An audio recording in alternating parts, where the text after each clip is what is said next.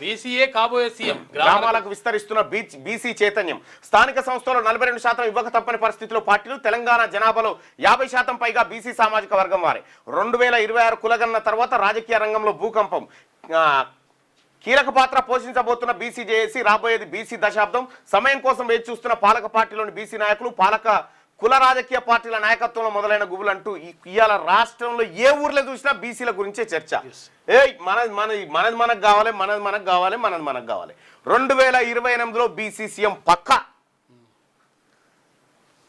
తెలంగాణ రాజకీయ రంగంలో ఇటీవలి పరిణామాలు రాష్ట్రంలో బీసీ సామాజిక వర్గానికి చెందిన నాయకుడు సమీప భవిష్యత్తులో ముఖ్యమంత్రిగా అయ్యే అవకాశం ఉందన్న చర్చలు రేకెత్తిస్తున్నాయి. ఈ అంశం రాష్ట్ర రాజకీయాల్లో ఒక కీలక విషయంగా మారింది. తెలంగాణ గ్రామాల్లో బీసీ చైతన్యం విస్తరణ వేగం పుంజుకుంది. బీసీ యువత పలు రాజకీయ సంఘాలతో సంఘటితమవుతున్నారు. ఈ మార్పులను గమనించిన పాలక పార్టీలు, రాజకీయ పార్టీలు వారి ఓటు బ్యాంకును హస్తగతం చేసుకోవడానికి పావులు కదుపుతున్నాయి. అందుకు అనుగుణంగా తమ రాజకీయ కార్యాచరణను రూపొందించుకుంటున్నాయి. ఈ నేపథ్యంలోనే బీసీలకు స్థానిక సంస్థల్లో 42% రిజర్వేషన్ల అమలు ముందుకు వచ్చింది. బీసీల చైతన్యానికి దడిసిన పాలక కుల పార్టీలన్నీ 42% పార్టీల పరంగా ఇవ్వక తప్పని పరిస్థితి వచ్చింది. రకరకాల డ్రామాలు ఆడి చట్టపరంగా హక్కును రాకుండా చేయటంలో 3 ప్రధాన పార్టీలు ఆడిన నాటకాన్ని బీసీ సమాజం గమనించింది.